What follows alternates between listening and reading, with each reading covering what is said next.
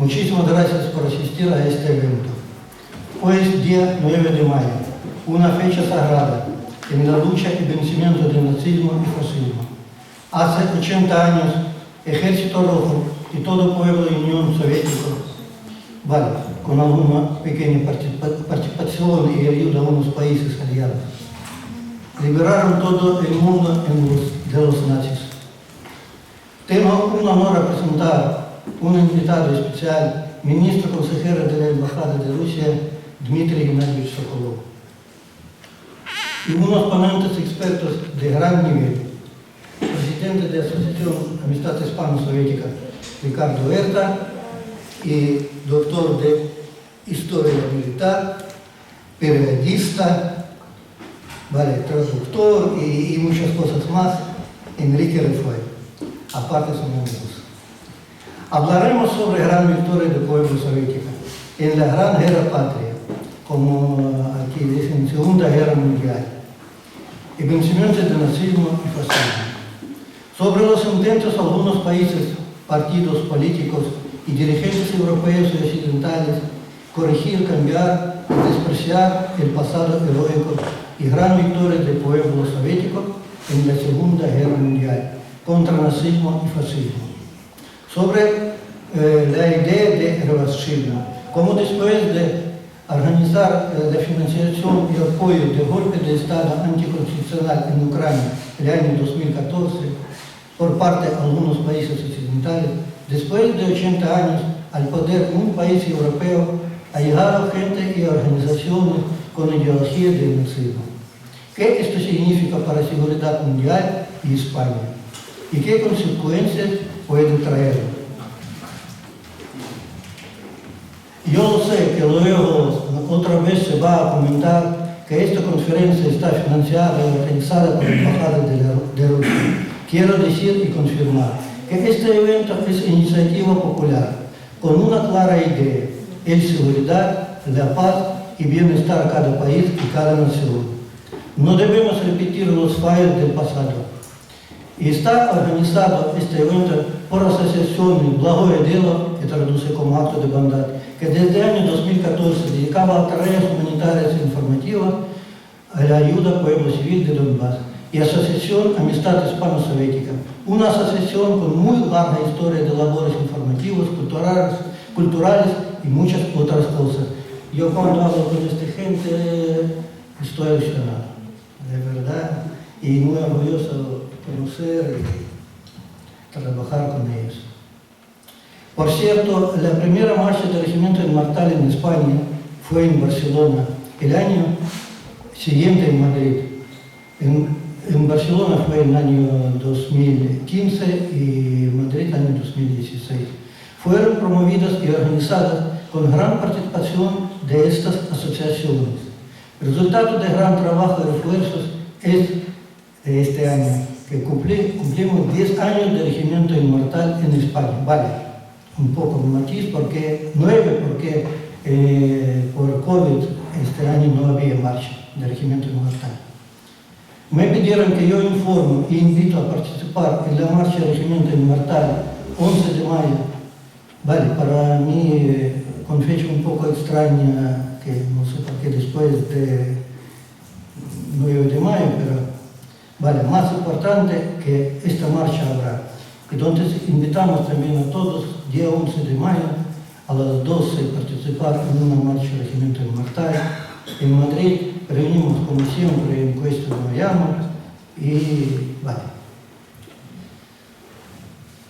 Y ahora quiero, todos vosotros tenéis, y cuando entregamos una cinta San Jorge. Posiblemente que no todos sabéis qué significa esta cinta, porque ahora algunos intentan cambiar, como yo decía antes, historia y tal, qué significa, porque algunos dicen que estas cintas son de pasado Rusia, no sé qué, hasta que llega que estas cintas de nazismo y tal. Entonces, la cinta de Orden de San Jorge, así se llama la campaña internacional lanzada para recordar la heroica victoria del pueblo de la Unión Soviética. La Federación de la Rusia es un país sucesor. En la Segunda Guerra Mundial, como dijo Gran Guerra Patria, como llamamos nosotros, sobre el nazismo, que se consiguió mediante el sacrificio de millones de vidas. Históricamente, en Rusia, la Cruz de San Jorge era la máxima condecoración por la hazaña en campo de combate, cuyo humo y fuego simbolizan los colores negros y naranja de la cinta de la orden.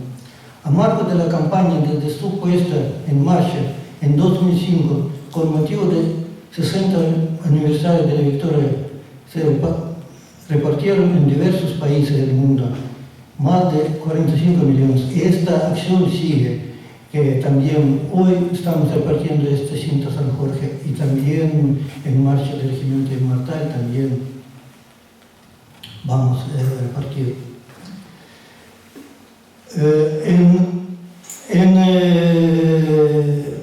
Perdido de la Unión Soviética como consecuencia de la Segunda Guerra Mundial, la Unión Soviética ha perdido 26.600.000 personas. Cantidades de niños muertos a causa de elevada mortalidad. 1.300.000 niños. Yo quiero pedir a vosotros que recordamos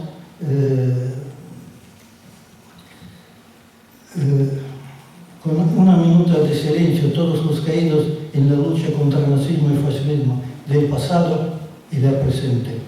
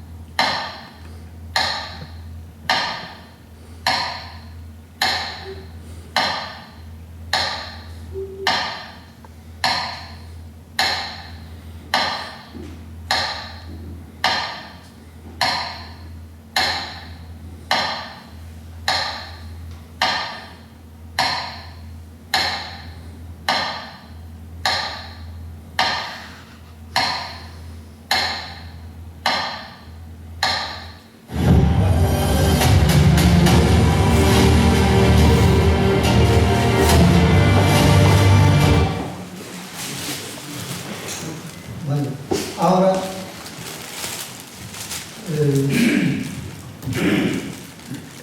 paso la palabra al ministro consejero de la Embajada de Rusia, Dmitry Gennadievich Sokolov.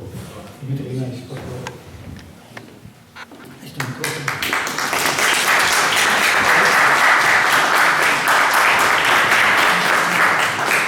Buenas tardes a todos. En nombre de la Embajada de Rusia en España quisiera agradecer y saludar a los organizadores de este acto y a todos los asistentes la presencia aquí.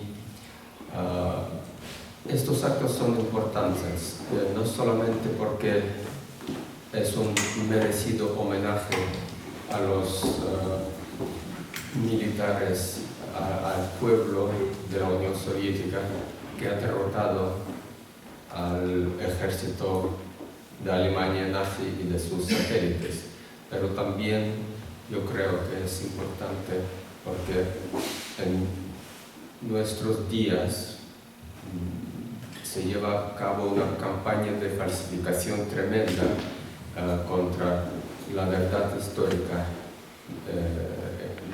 de esta guerra. Por eso quiero que con estos actos no dejemos que se olvide esta historia verdadera y que las nuevas generaciones también la sepan muy bien. Muchísimas gracias.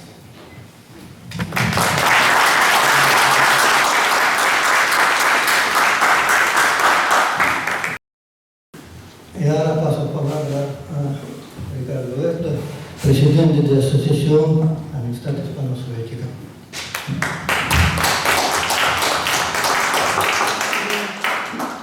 Buenos días a todos. En nombre de Placo y Hielo y de la Amistad Hispano-Soviética, os agradecemos que vengáis a este acto.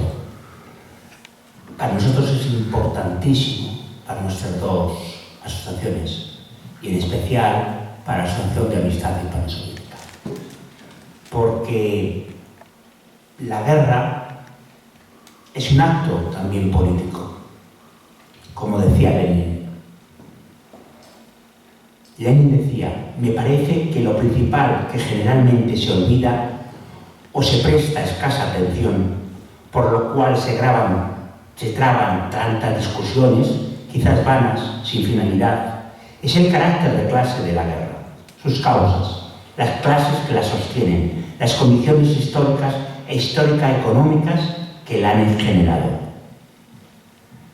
Tras los sucesivos fracasos por destruir la Unión Soviética, desde sus orígenes, especialmente del intento de golpe de Estado de 1936, el imperialismo y sus gobiernos siempre mantuvieron, como ahora, una conducta de clase contra la Unión Soviética y como ahora contra Rusia.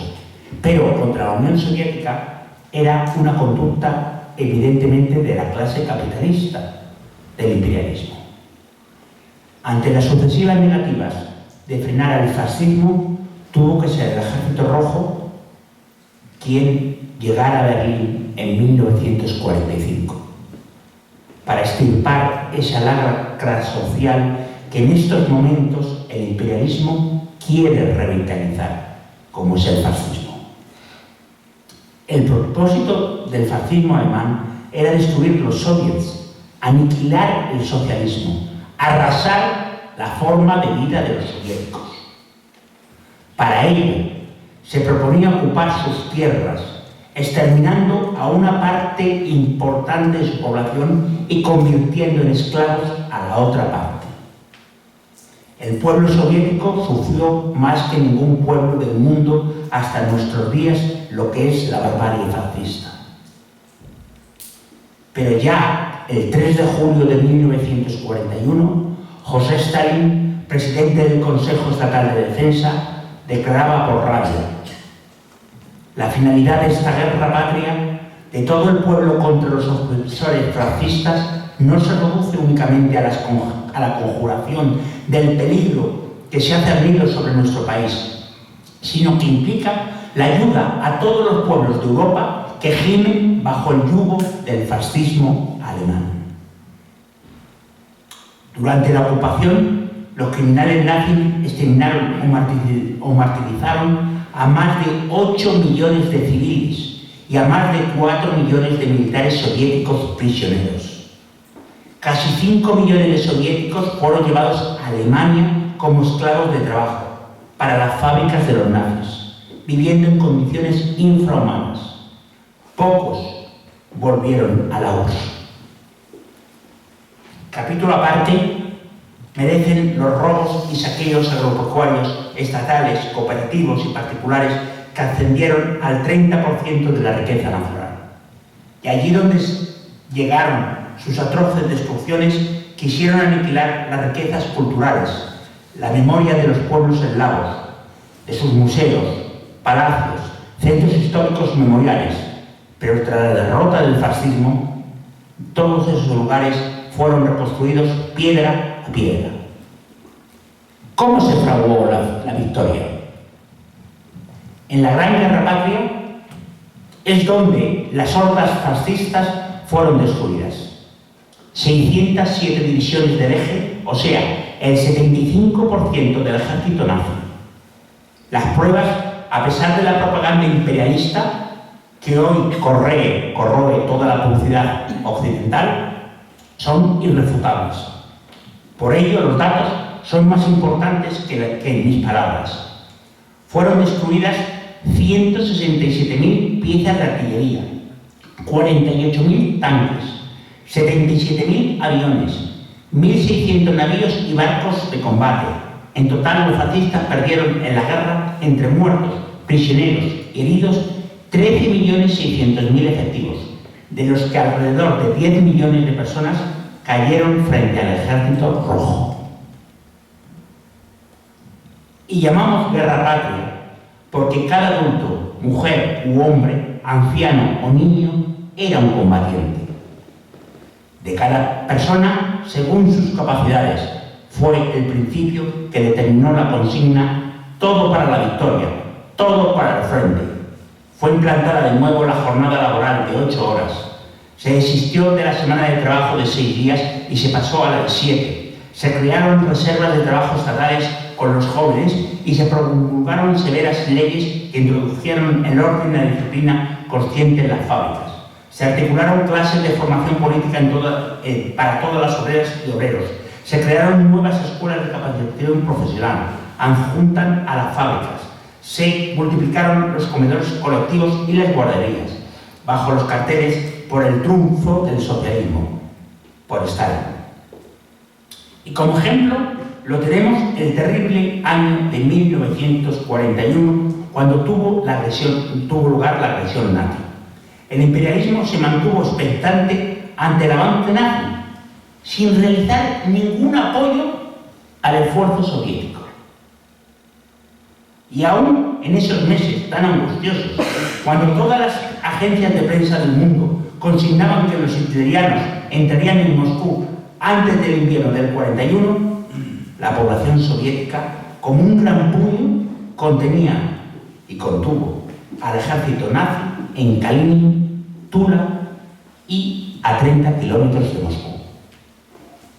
Delante de las divisiones de combate soviéticas estaban las divisiones de construcción que alrededor de las ciudades y aldeas cercanas a Moscú hicieron miles de fosos antitanques, nuevas vías de comunicación entre las sucesivas líneas defensivas en las trincheras, cientos de miles de bloqueos y nudos defensivos. Los intentos de tomar Moscú y Leningrado se estrellaron por la firmeza y la confianza del pueblo soviético en su sistema social.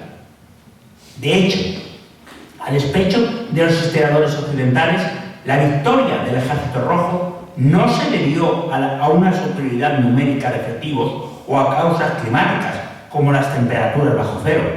En ambos casos, hasta mediados de 1943, las fuerzas del eje eran más numerosas que las del Ejército Rojo. Y durante el invierno de 1941, muy pocos días se bajó de los 10 grados bajo cero. Pero sí, al contrario, las pruebas de arrojo y destreza de los combatientes soviéticos son muy numerosas.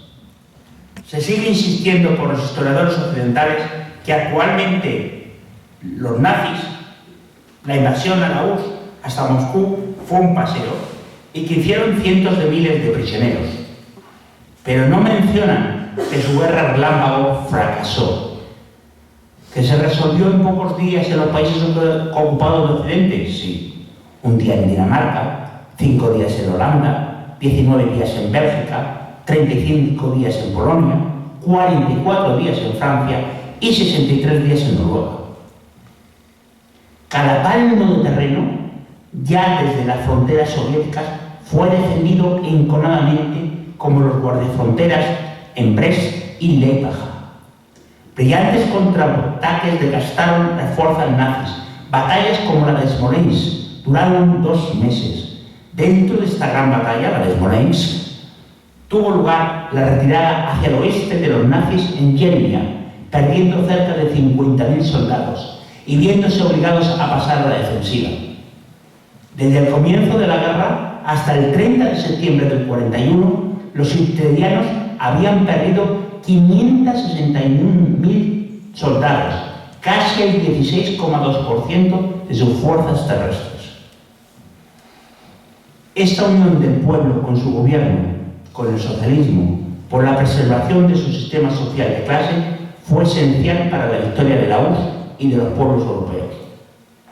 Porque para la mayoría de la población soviética, con el socialismo tenían la confianza de un futuro mejor para la humanidad. Este internacionalismo lo expresa muy bien Zhukov, el mariscal soviético, que en la toma de Berlín declaró, dicho con franqueza: mientras duró la guerra, yo estuve decidido a vengarme de los hitlerianos por su crueldad. Pero cuando empujando al enemigo entramos en Alemania, retuvimos nuestro odio. Nuestros criterios y nuestros sentimientos internacionalistas no nos permitían entregarnos a una venganza ciega. La mayoría de la población soviética no deseaba doblegarse ante el odiado enemigo y rechazaba el nuevo fascista. Tras los primeros meses, miles de mujeres y hombres cogían las armas y atacaban a los invasores. Y a la vez, tras el temporal retroceso del Ejército Rojo, los responsables de los soviets planificaron qué activistas se quedaban y lucharían en la clandestinidad. La mayoría, miembros cualificados del partido y del Komsomol. De acuerdo con un plan maestro estudiado antes de la invasión, en el Consejo Estatal de Defensa se creó el Consejo Central Guerrillero, que fue diseminando frentes clandestinos en todo el territorio ocupado, al principio destacamentos y luego divisiones. Cuando en una región no lo había, lo organizaban.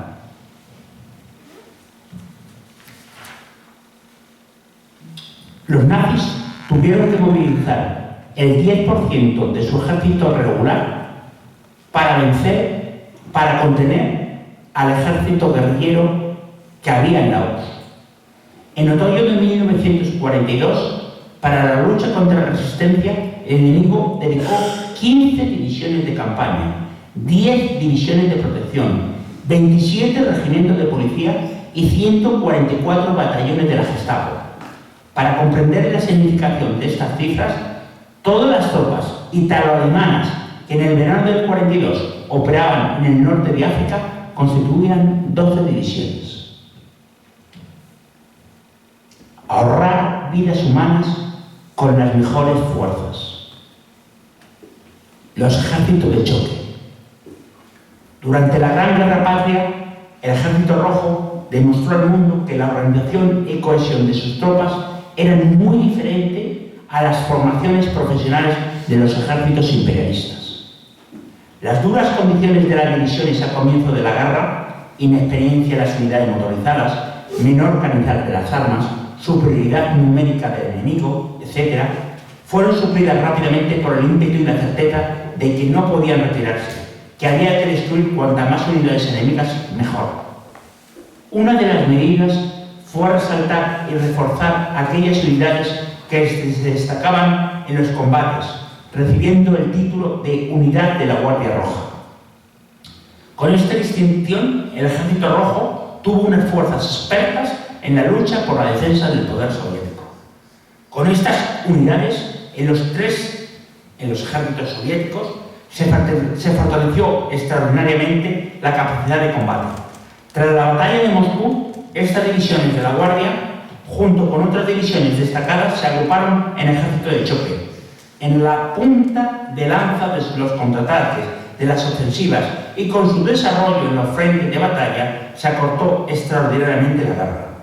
Estos ejércitos fueron letales para las fuerzas hitlerianas, pues coordinaban divisiones de fusileros, blindadas de artillería y lanzadas en golpes de varios frentes, arrollando a su paso las más preparadas fuerzas nazis. Así ocurrió en las contraofensivas de Moscú, Stalingrado, Kursk, Korsun-Cherkasy, Leningrado y el paso del Vístula. Desde 1900 a 1945 se crearon 5 ejércitos de choque. La famosa imagen de la bandera roja enarbolada sobre el Reichstag fue realizada por soldados de la 150 División de Fusileros del Tercer Ejército de Choque. Tras la toma de Berlín, el mundo cambió.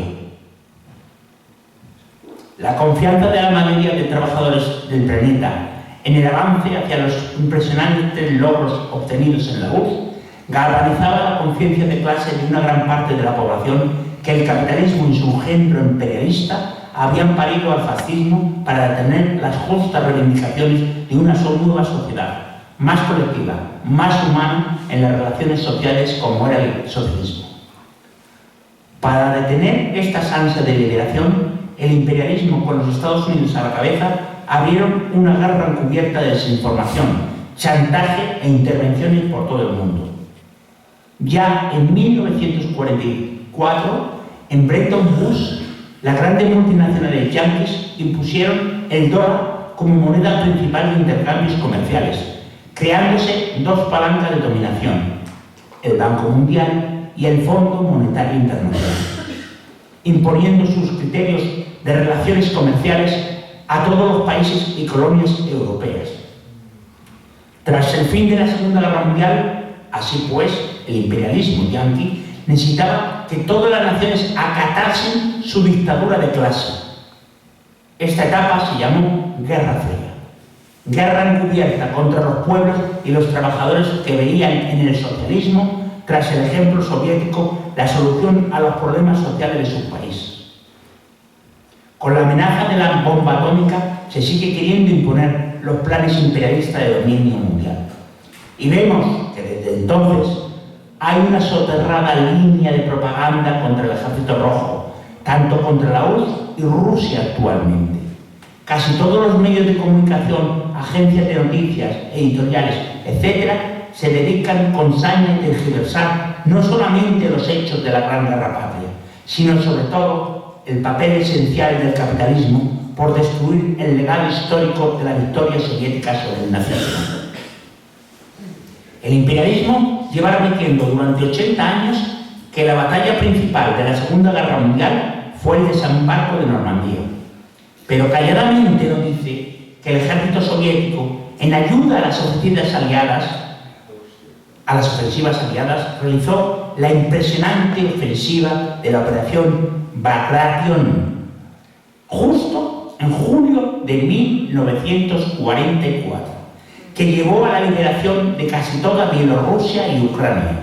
Una impresionante ofensiva en los 4.500 kilómetros de frente, llegando hasta las fronteras estatales de la antigua URSS del año 41 y obligando al ejército nazi a retirar todas las reservas que tenía en el frente occidental. Estos son los hechos, la auténtica verdad objetiva. Las consecuencias de la victoria sobre el fascismo. Desde el fin de la contienda, el imperialismo desencadenó decenas de guerras contra los pueblos que deseaban la independencia y la liberación de sus metrópolis coloniales. Hasta este pleno siglo XXI, las guerras imperialistas son cada vez más sangrientas. Se realizan por el control de las materias primas y el control de los mercados. Ya hay muchos países que siguen la senda de construcción de sus estados sin tener que rendir cuentas a las élites imperialistas europeas y estadounidenses.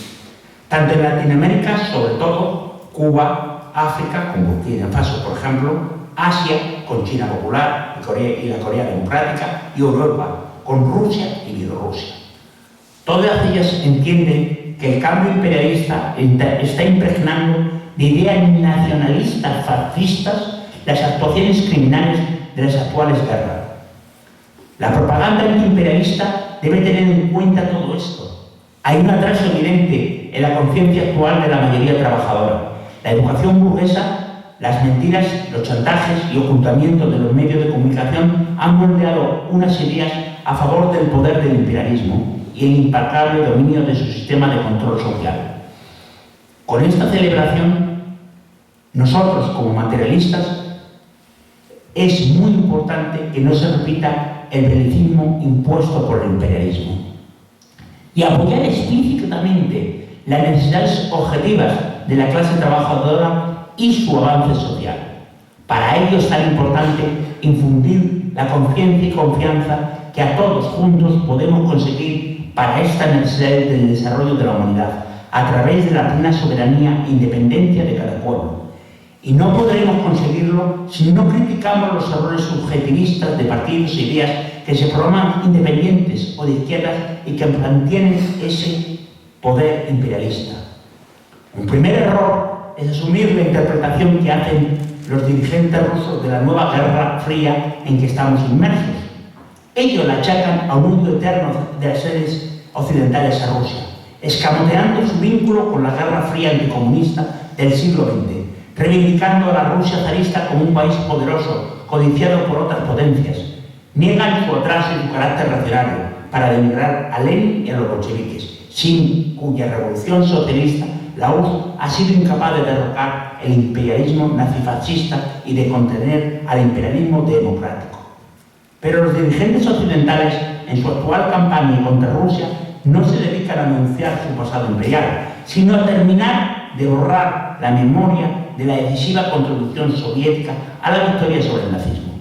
Este hecho pone en evidencia que la Guerra Fría actual es continuación de la que los imperialistas desataron después de la Segunda Guerra Mundial. Si atacan al comunismo como aún más totalitario que el fascismo, es porque temen, más que la aniquilación nuclear, la recuperación de los ideales socialistas de la población de la antigua Unión Soviética, a medida que se intensifica la guerra contra Rusia.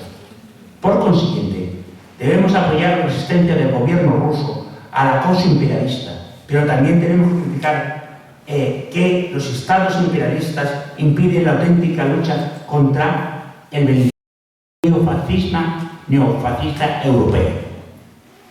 Un segundo error es evitar propagar en que Occidente eleva el gasto armamentístico con propósitos no militares, sino económicos, es decir, para recuperar la rentabilidad de los capitalistas a costa de las rentas de los trabajadores. Esta creencia desconoce la realidad del imperialismo y su tendencia objetiva a la guerra, encubriendo el peligro de guerra mundial con una alternativa más suave, pero engañosa. Perjudica la preparación revolucionaria de la clase obrera, legitimando las tesis subjetivistas del revisionismo moderno, del 20 Congreso del PQS de 1956, según la cual el imperialismo se habría visto obligado a renunciar a la guerra mundial a causa de las armas nucleares. Hay un tercer error, complementario al anterior, que es más grave de todos. ¿Por qué desarma al pueblo? Nos referimos al que cometen quienes consideran que la tarea principal de los que luchan contra las corrientes imperialistas y neofascistas, tanto socialistas como comunistas, que consiste en reunir, organizar y movilizar a las masas sobre una base pacifista más o menos sentimental. El revisionismo moderno que descompuso la lucha por desarrollar el socialismo, por levantar la liberación de las trabas impositivas del imperialismo y, sobre todo, la unidad del movimiento comunista internacional, con esas dulcificadoras prédicas pacifistas, renuncia a preparar al proletariado y a los pueblos para la revolución social.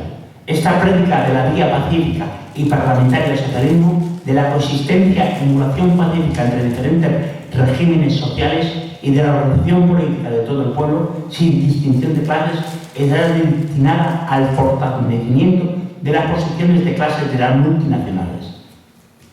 Vemos cómo la precaria prosperidad lograda por la lucha del siglo anterior se está tocando en su contrario, y el capitalismo nos arrastra a toda marcha a una tercera guerra mundial, apenas retenida por el temor de una mutua destrucción nuclear. Ante las condiciones y perspectivas presentes, se ha vuelto todavía más oportunista y criminal conformarse con una propaganda defensiva que lloriquea contra la locura o la inmoralidad de los imperialistas, ayudándonos así involuntariamente a mantener al pueblo atemorizado e imponente. Poco antes de morir, José Stalin refutó científicamente el idílico pacifismo con el que empezaban a emerger el revisionismo moderno.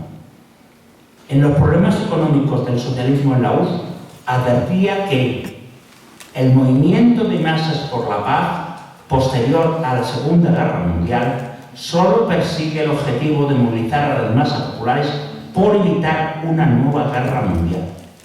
En cambio, el movimiento de masas nacido en la Primera Guerra Mundial perseguía fines socialistas mediante la transformación de la guerra imperialista en guerra civil. Por tanto, el movimiento por la paz puede aplazar la guerra y evitar temporalmente alguna guerra particular, lo que está muy bien, pero no puede suprimir el peligro de guerra porque el imperialismo se mantiene.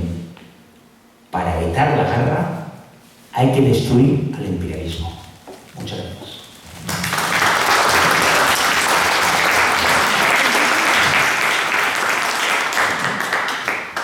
Vale, y ahora pasamos al paso. Pues muchas gracias a todos por su asistencia. Me gustaría empezar con una anécdota que tiene que ver con un viaje que hicimos, Manuel, y otros que están en esta sala también. Hace ya 2017 fue cuando empezamos una misión humanitaria que consistía en comprar una ambulancia y llevarla hasta Donetsk. efectivamente corría el mes de enero de 2018 y así lo cumplimos. Llegamos 6.200 kilómetros, 7 días, cruzamos toda Europa, pero me voy a centrar en una, pues podríamos comentar muchas cosas, pero en uno de los eventos, en uno de los días. Me dio por preguntar si podíamos ir hasta Saur Moguila. Ahora les explico lo que es aquello. De hecho, el director del hospital traumatológico donde habíamos donado la ambulancia nos miró con una cara tan sorprendida como: pero si este es español, ¿qué vas a ver de eso? Pues bueno, venga, vale. Al día siguiente, el director y el vicedirector nos llevaron.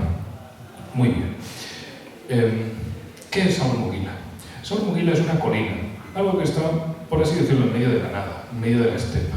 Es una colina un poquito elevada, y lo importante de aquello es porque en 1943 había habido una batalla, y en 2014 también. Entonces quería ver aquello, porque de algo que era un campo de batalla, de historias de padres ya muy viejos, o de ancianos, de abuelos, resulta que había vuelto a ser un campo de batalla. Vaya, es una cosa que puede sorprender a algunos en Europa, por lo menos en esta parte de Europa.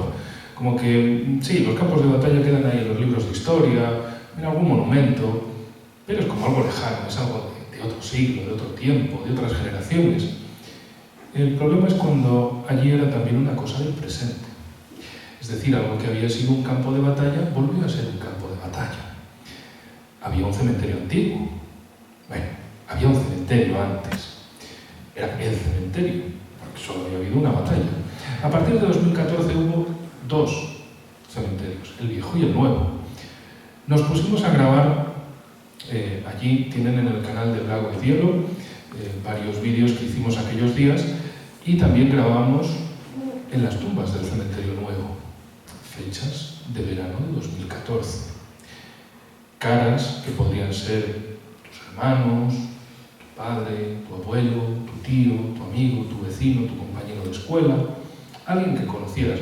No se trataba de las historias del abuelo y cosas que pasaron en el siglo pasado y demás. No, se trataba de algo que ocurrió hace 11 años, que ocurrió hace nada. En aquel momento en que grabamos aquello era 2018, apenas habían pasado 4 años de aquello. ¿Se lo imaginan? Alrededor de Madrid o en Madrid mismo hay muchas zonas que fueron campo de batalla. Imagínenselo. Y la guerra allí lleva desde 2014, 11 años de guerra. Y sin visos que esto vaya a terminar pronto. Con esto lo que me quiero referir es que en el caso europeo, por hablar de cuestiones de actualidad, vemos cómo muchos dirigentes políticos, mercenarios mediáticos y demás hablan de la guerra como si supieran mucho y no han estado en ningún campo de batalla. Eso sí, son como ese personaje peculiar que te invita a pagar. Sí, yo te invito, pero paga tú. En este caso es, sí, hay que ir a la guerra, pero vete tú. ¿Y quién va a ir? Esa es la gran pregunta. Porque aquí hay muchos dispuestos a ir a la guerra, pero que vaya otro. ¿Y a quién van a reclutar? ¿A sus colegas de partido en el gobierno o en la oposición? Todos sus chiringuitos mediáticos, institucionales, ¿van a mandar a esos a la guerra? No, en realidad hasta con carcajadas, la misma presidenta de la Comisión Europea dijo: no, ¿mis hijos van a ir? No, los míos no. Claro, van a ir los otros. A algún pobre pillarán o intentarán enviar, en plan secuestran gente en la calle y enviar al frente. La guerra es una cosa desastrosa. Esto es algo que debería de resultar evidente para todos. Para algunos resulta un negocio o una especie de chiringuito político o de lema, pero es porque no conocen una guerra personalmente. No saben lo que es vivir bajo las bombas. Por cierto, les cuento otra anécdota. En esta tú no estabas, solo estaba yo, Román. Era 9 de mayo de 2017 y con un colega serbio nos fuimos a primera línea del frente, en un pueblecito llamado Sajc, que prácticamente desde 2014 lleva siendo línea del frente. Ahora ya no, ahora ya afortunadamente está más lejos hacia el oeste. Bueno, pues allí fuimos a repartir un poco de ayuda económica y sobre todo claveles para los veteranos, los ancianitos que habían vivido la Segunda Guerra Mundial. A ver cómo estaban. Muchos no querían irse de allí porque era su casa, era lo único que tenían, no que podían irse a otro sitio y decían, esta es mi casa, ¿por qué me tengo que ir? Bueno, imagínense lo que sonaba en el cielo, y no me refiero a pájaros, me refiero a bombazos, de un lado, de otro, de un lado, así todos los días. Y nos decía el conductor, bueno, hoy es un día tranquilo. Bueno, menos mal que es un día tranquilo. Y sobre todo nos estaba mirando el reloj diciendo, aquí hay que ir rapidito, que por la noche esto se pone muy feo. Más feo todavía, vale. Después de visitar a todos los ancianitos de la zona, por cierto, ese documental lo tienen en Vostok Solidaridad Donbass en YouTube. También nos invitaron a ir a la escuela. Y tonto de mí, o no, dije, sí, claro, vamos a ver la escuela, a ver cómo están los niños de aquí. Bueno, niños no eran tanto, y escuela en otro tiempo. Era un fuerte militar, era una posición. De hecho, imagínense que hasta en una ponencia que di en el Consejo de Seguridad de Naciones Unidas hablando sobre esta cuestión de Donbass, de guerra actual, les puse un pantallazo sacado de Google Maps, nada de tecnologías traídas con un satélite militar, ¿no? Con lo mismo que les sirve para ir hasta la playa, pues ahí también se podía ver la guerra. Concretamente, señalando esa posición donde estaba la escuela, era un nudo de trincheras que iban hacia el otro lado. Y en el lado ucraniano había un montón de trincheras. Vaya, recuerdo el año 2016 cuando los compungidos François Hollande y Angela Merkel estaban en el campo de batalla de Verdún, dándose abracitos y arrumacos y diciendo, oh no volverá a haber batallas y trincheras en Europa. Bueno, según ellos, Donbass es Ucrania, Ucrania es Europa, entonces había batallas en Europa. Pues nada, ya ves tú, a veces sí, a veces no, según como quieran en su propaganda. También, por cierto, Merkel que dijo, bueno, esto de los acuerdos era para ganar tiempo y tal. Vamos, que querían la guerra, solo que la querían en su mejor conveniencia. Por cierto, Merz, el que quiere ser ahora canciller de Alemania, dijo hace unas semanas, Alemania ha vuelto. Y muchos nos preguntábamos, ¿pero a dónde o a cuándo? ¿A qué año exactamente? Pero bueno, Estados Unidos y todas esas voluntades belicistas son las de te invito a que te metas en la guerra, pero que vayan otros, que vayan los de Ucrania, que vayan los del Báltico, que vayan los de Alemania, o los franceses, o los japoneses, también lo intentan por el otro lado, a ver si provocan de alguna manera alguna guerra y los mercaderes de la guerra se siguen lucrando de ello. Y sobre todo que la guerra sea lejos, que mueran otros y vayan eliminando países rivales del tablero. Esto para dar ese pequeño viaje entre la realidad sobre el terreno y la realidad sobre el mundo entero. De que precisamente todos estos que invitan tanto a ir a la guerra, yo les invitaría precisamente a ir a la guerra, pero no a ir de visita a uno un día, a llegar y salir, sino a quedarse allí viviendo un tiempo. Se les iban a quitar las ganas de guerra. Y sobre todo, a llevarse también a todas sus familias y todo a la guerra. Desde luego que se les iban a quitar mucho las ganas. Aunque bueno, también hemos visto otra cosa que, lo siento, tengo que decirlo, es una cosa que me ha dejado impactado. La reunión que tuvo el presidente de Francia con el presidente de Siria. Bueno, presidente, autopercibido y autoproclamado presidente de Siria. De los cortacabezas de Al-Qaeda. Bueno, debe ser un yihadista por la diversidad, la inclusión y todo eso. ¿Cuándo van a ser, o cuándo han sido las elecciones en Siria? Yihadista inclusivo. Sí, solo le falta pintarse el pelo de rosa o algo y ya lo iba a tener todo. Cortar las cabezas sin discriminación de género. Nos hablan de democracia, de derechos, de libertad.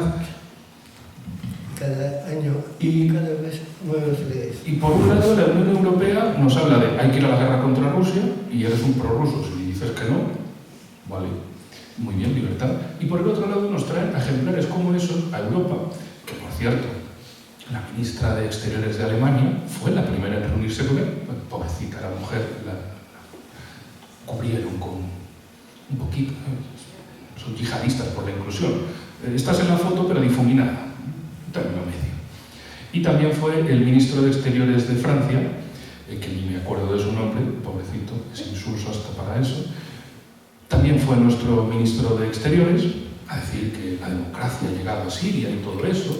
y demás, para que nos imaginemos, para que pongamos en contexto un poco de qué va todo esto cuando unos nos invitan a una guerra por un lado y nos traen ejemplares de estos a Europa por el otro.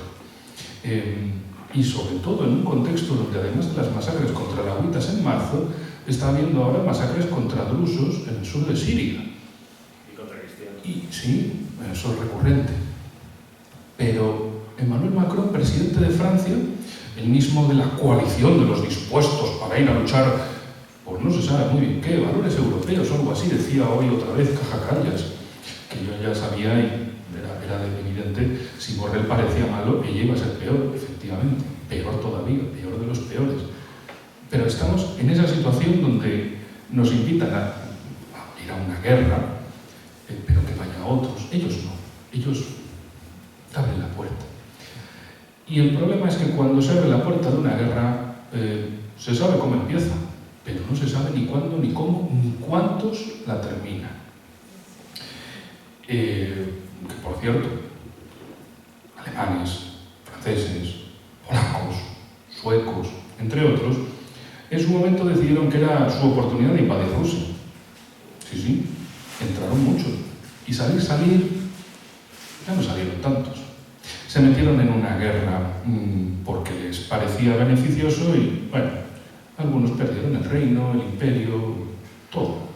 Por otro lado, también me gustaría recalcar unas conversaciones que tuvieron lugar ayer entre Vladimir Putin y Xi Jinping, donde el mandatario ruso dijo, efectivamente, estamos aquí para recordar a nuestros 27 millones de personas que murieron para esa victoria, pero también tenemos a nuestra contraparte China y recordamos con el mismo aprecio sus 37 millones de víctimas en la guerra, tal como lo describían, en la guerra de resistencia contra el militarismo japonés.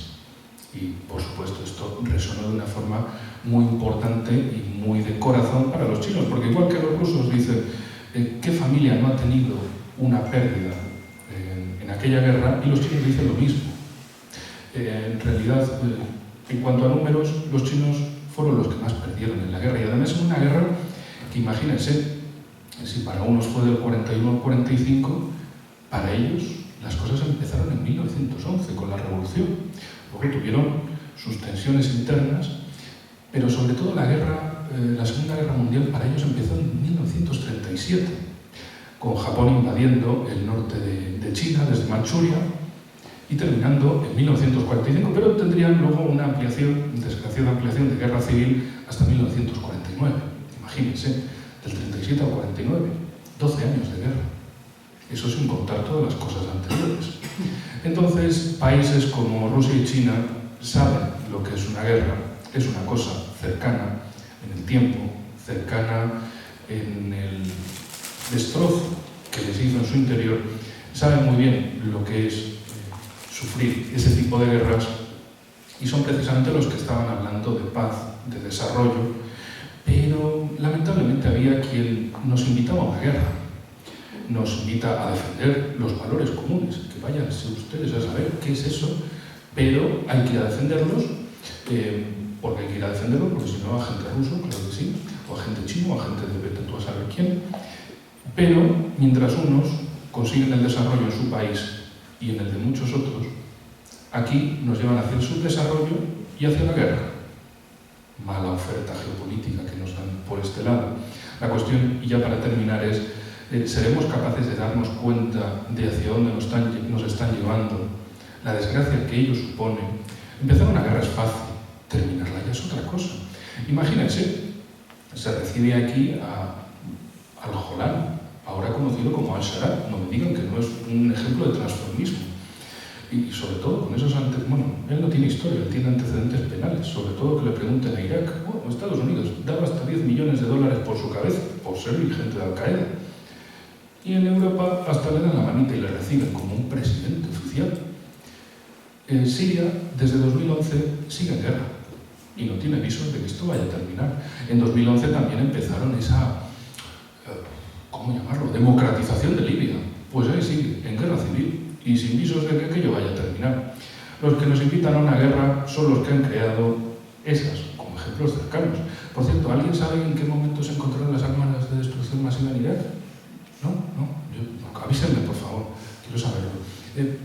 también el gran acierto de invadir Afganistán para cambiar a los talibanes por los talibanes. Y entre medias, millones de muertos. ¿Qué más da? Y en Sudán, pues en Sudán hay muchos intereses. Ahora, y con esto termino, es un poco para dar un repasito de cosas que suceden. Emiratos Árabes Unidos aparece señalado por el gobierno sudanés, como de, oiga, usted está aquí apoyando a los de las fuerzas de apoyo rápido en la guerra civil contra nosotros, que llevan 2 años.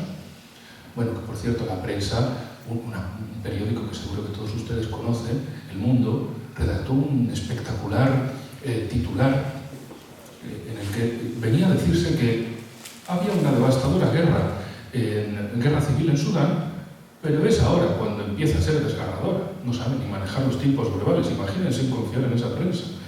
Pero bueno, en esas estamos. Les agradezco, por supuesto, que su presencia y sobre todo que también invito a que sean capaces de mirar más allá de esos muros mediáticos y de rechazar esas ofertas de persona oscura a la puerta de un colegio diciendo, sí, te voy a llevar a un sitio muy bonito. Sí, tienen que armarse, en serio. Las condiciones materiales de los trabajadores son cada vez peores. La seguridad, la delincuencia, el terrorismo, eso sigue creciendo. Pero es que hay que gastar 800.000 millones de euros en ir a una guerra contra Rusia. Y además, en contra de cualquier sentido militar, le estás diciendo a la por lo menos segunda o tal vez primera potencia nuclear del mundo, de aquí a 5 años, de aquí 5 o 10 años, vamos por ti. Prepárate. ¿Qué piensan que va a hacer el otro lado? O sea, es decir, ¿o qué piensan que va a hacer otros países, incluso China? Oye, pues está Europa, ¿a dónde quiere ir? Pues habrá que ir alejándose de esto. Llevarnos a la guerra, como si fuera el pan o a pedir una pizza. Como si fuera esto una cosa, pues que lo haces, puedes empezarlo un día, terminarlo al día siguiente y no pasa nada. Despreciar a otros países que recuerdan precisamente sus muertos, sus años de guerra, sus años terribles, como que, esos eran malos, o incluso se lo merecían. ¿Por qué? Y luego piensan que de algún modo van a conseguir el apoyo de esos países a los que están insultando. Cada vez más países insultados, por cierto. En fin, amigos, muchísimas gracias por venir y ahora le devuelvo la palabra a Román. Si quiere preguntas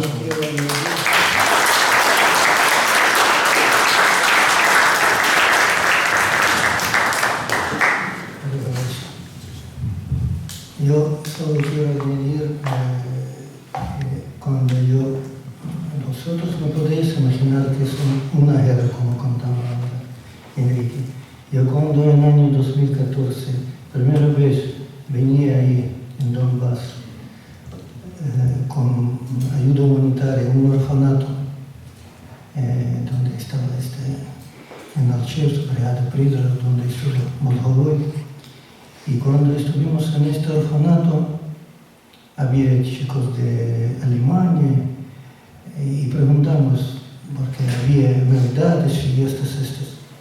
Y nosotros preguntamos a niños directamente, ¿qué queréis por Navidades y tal?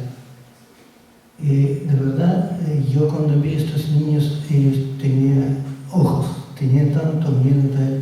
Y casi todos respondieron, no queremos esconderse en sótanos y queremos que termine la guerra. Vosotros no podéis imaginar cuando un niño no pide ni unos regalos, juguetes, cosas, no sé, pide, por favor, que no queremos esconderse en sótanos y no queremos guerra. Yo cuando volví en España, yo primeros meses estaba como un marciano. Digo, estamos en otro planeta. Vosotros no podéis ni imaginar que vivir estos 8 años, 9 años, sin luz, sin agua, sin cosas. Mira, en España ha caído Filomena un día fatal. Otro día apagón, catástrofe. Y yo intentaba, y yo siempre, esta pregunta como está en el aire, yo pregunto a España, aquí españoles, europeos,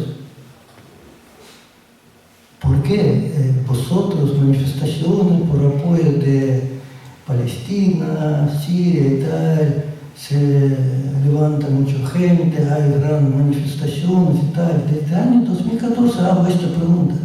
Y vosotros, europeos, tenéis una guerra en su casa, tenéis guerra en Europa, estáis apoyando, yo no quiero decir de pueblo, pero la mayoría de pueblos sí, yo entiendo que está engañando. Pero ¿cómo puede ser que estáis apoyando, que está de lejos de vosotros, y no estáis haciendo nada para parar una guerra en su casa? Esta pregunta que yo hice, esta pregunta tenía reuniones con partidos de la izquierda, ¿vale? Con diferentes comunistas y tal, y digo, ¿y cómo queréis? ¿Por qué no estáis movilizándose, no hacéis nada?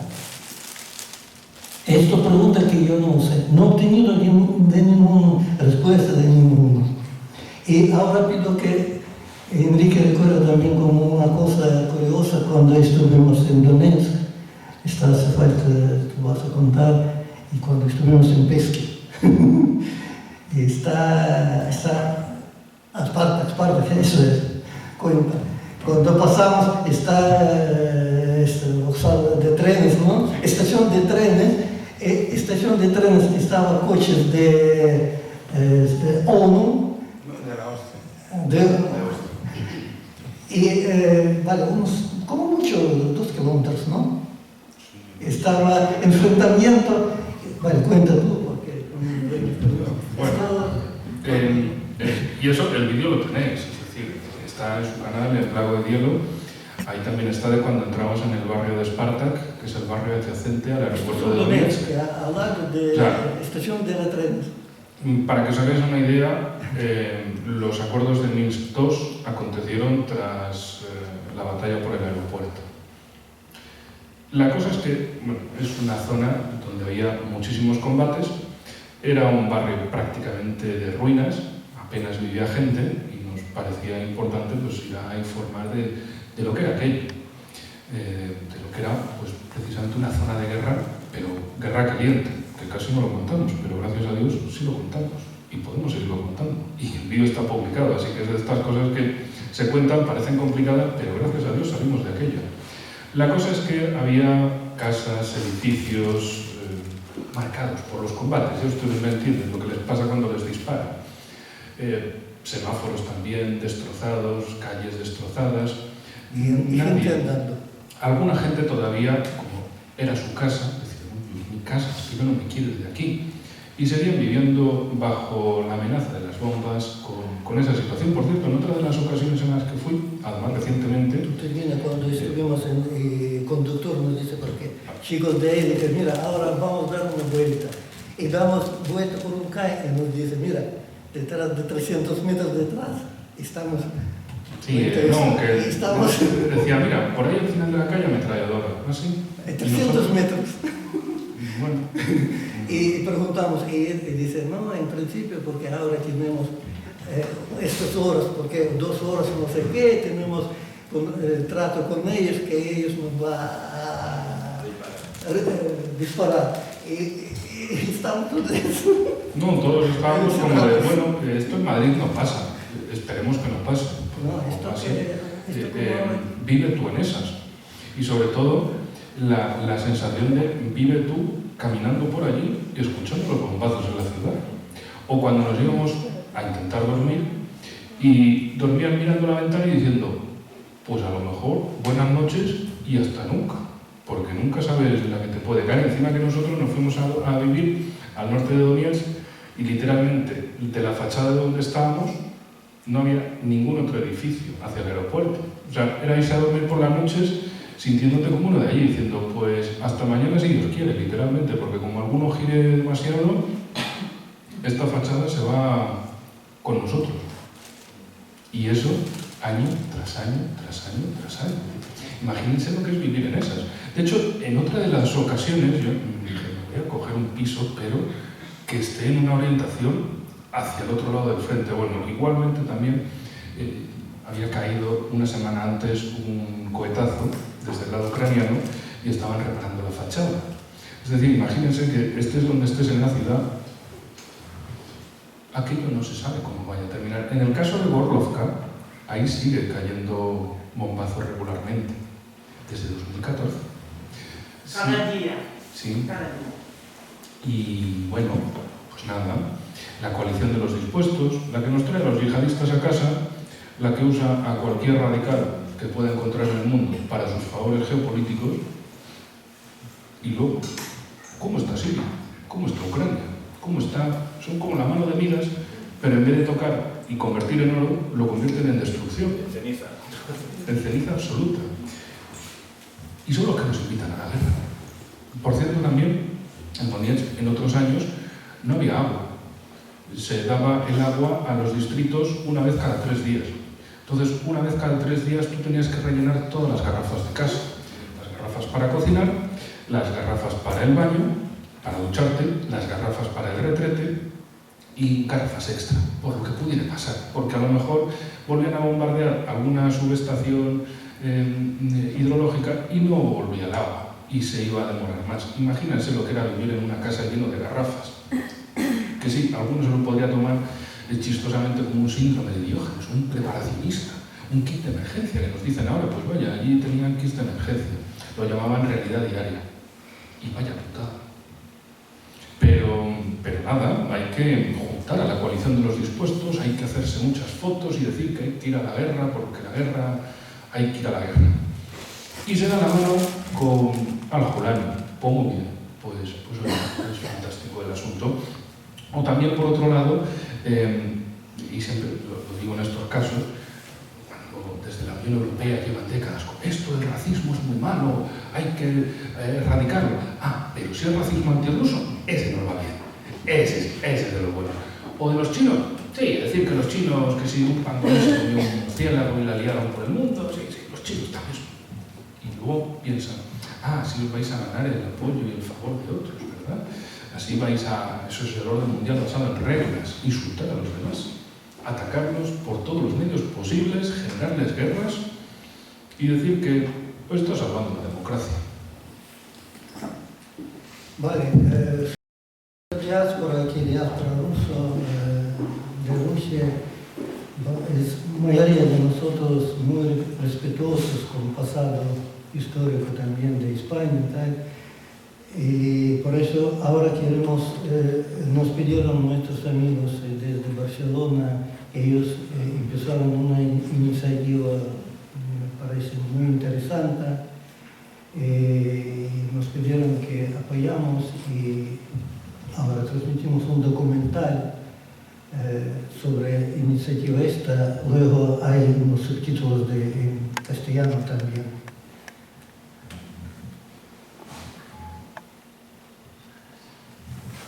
¿Ven bien o mejor que nosotros vamos?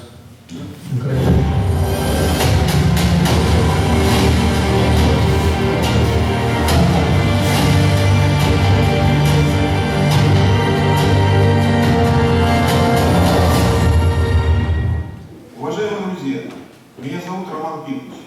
Я являюсь президентом Ассоциации «Победа в Каталонии». К 80-летию победы над фашизмом мы с нашими друзьями подготовили фильм «Очерк о герое гражданской войны» в Испании и Великой Отечественной. Летчике Евгения Николаевича Степанове, который первый в мире сделал ночной таран, сбив 2 итальянских фашистских бомбардировщика и спас город Барселону от разрушения. Хочу поблагодарить всех тех, кто участвовал в истории создания фильма. Георгия Макеева, ведущего, Татьяну Макееву, Арсеньеву Евгению, Ярмашу Александру, Бенедиктову Альбину, Подольскую Людмилу, Маричель Родес, Феррана Каму. Мы просим всех вас поддержать проект создания памятника летчику-герою Евгению Степанову и его летной группе не только в России, но и в Каталонии, в городе Барселоне. Никто не забыт, ничто не забыто.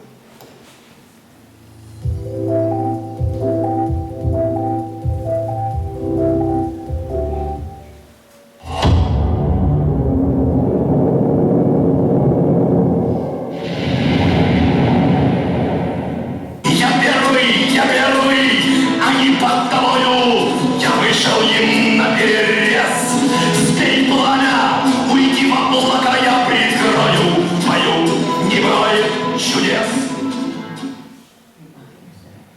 Всем привет! Я Георгий Макеев, экскурсовод и путешественник. Честно говоря, не так уж много мест за границей, где я побывал, но вот в Испании мне посчастливилось отметиться. Я гостил в Барселоне, и этот город поразил меня. Как экскурсовод я всегда ценил места с той точки зрения, хотел бы я проводить экскурсии там или нет. Вот по Барселоне очень бы хотел. Здешняя архитектура, планировка улиц меня поразила.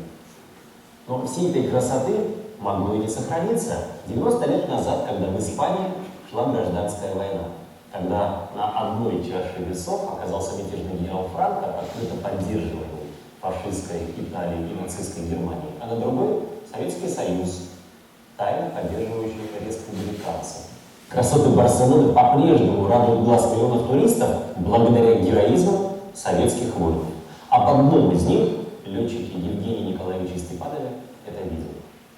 Евгений Степанов — москвич.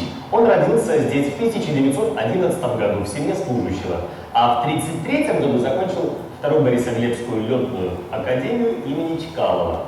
В те годы в этом роскошном здании, построенном в стиле московская готика, в бывшем Петровском путевом дворце, была военно-воздушная инженерная академия имени Жуковского. Вообще, в то время главный авиационный адрес Москвы — это вот это Ходынское поле. Когда-то поле, правда, было здесь.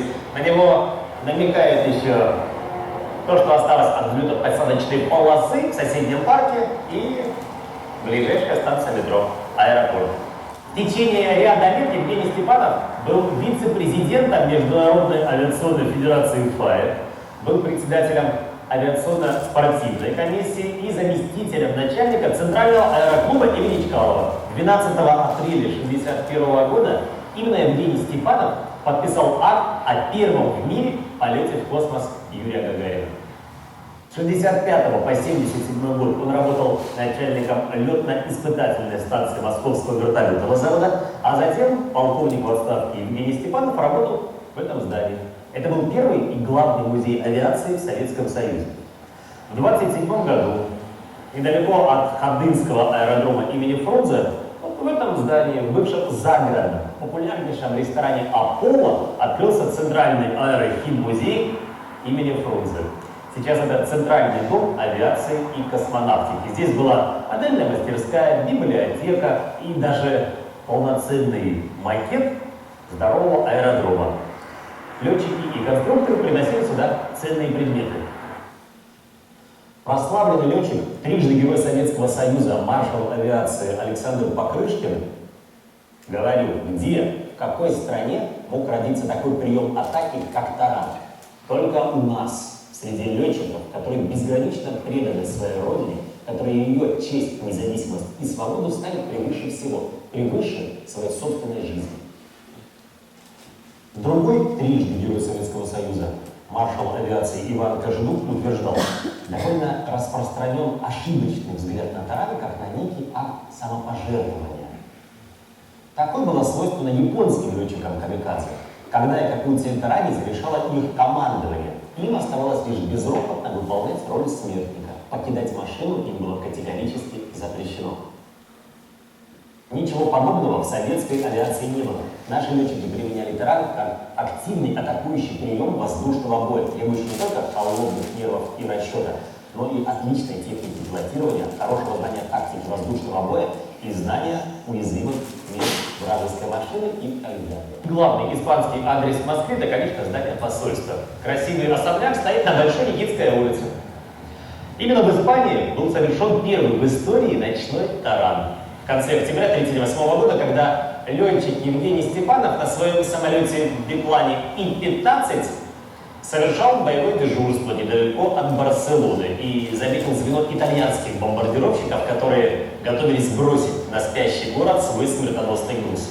Из пулеметов самолета он обстрелял первый бомбардировщик, загорелась сначала левая его крыло, потом правая, но самолет продолжал лететь, времени на перезарядку не оставалось, и Степанов принял решение идти на таран, подлетев сзади, собираясь уходом влево своими шасси задеть в хвостовое оперение бомбардировщика, но он немного не рассчитал и ударился прямо винтом.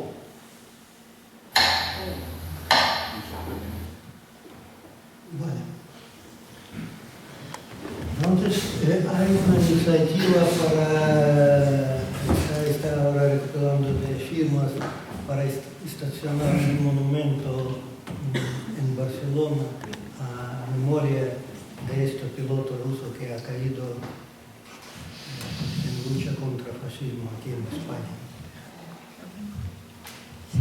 Vale. No sé, yo creo que ya escucharon todo. Vale, me gustaría que habla Javier Bozo, pero él hoy está un poco tímido y no quiere. Entonces pasamos en ronda preguntas, pero una cosa. Pregunta, 30 segundos, por favor. Si pasas 30 segundos, pasas palabra a otra persona. Si alguien quiere opinar, cambiar con sus opiniones y tal, por favor, luego cuando terminamos el evento. Muchas gracias y que respetamos a todos presentes aquí. Gracias. Entonces ahora voy a coger el micrófono y vale, un poquito. Pero no 30 segundos. ¿Tranquilo? Vale, entonces, ¿quién tiene pregunta? Sí, yo no importa. Bueno, me voy a dar mucha prisa, pero no sé yo si voy a llegar a 30 segundos. A ver, mire, yo lo que quería preguntar después de darle las gracias es, a ver, yo creo que Rusia está muy despoblada, tiene muy pocos habitantes, esto es sin ánimo de molestar, sino dudas que yo tengo. Entonces yo creo que Rusia no puede aguantar mucho tiempo la guerra. Tiene que tener un límite porque no tiene una juventud, una madurez con la que pueda resistir mucho tiempo. Y otra pregunta rapidísima es, a mí no me extraña que Boris Johnson diga que hasta el último ucraniano, porque los jerarcas que estaban mandando en Ucrania eran todos, pues ya sabemos el origen, entonces estarán encantados de que caiga hasta el último ucraniano. Y bueno, ya como no me deja este señor, pues ya no le voy a preguntar nada más sobre los BRICS, que era una pregunta que yo quería. Vamos a ver que respondemos a estas dos preguntas y luego seguimos.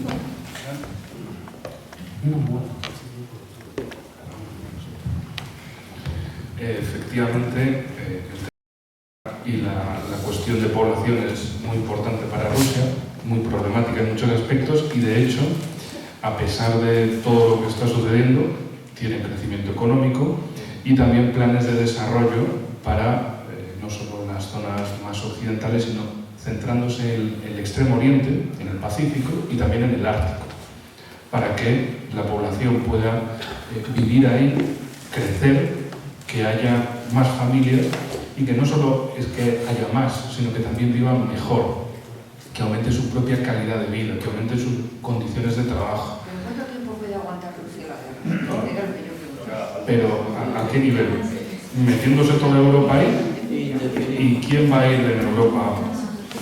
Claro, Boris Johnson, como buen dirigente británico, él en su momento lo que quería era, sí, lo importante es que mueran eslavos.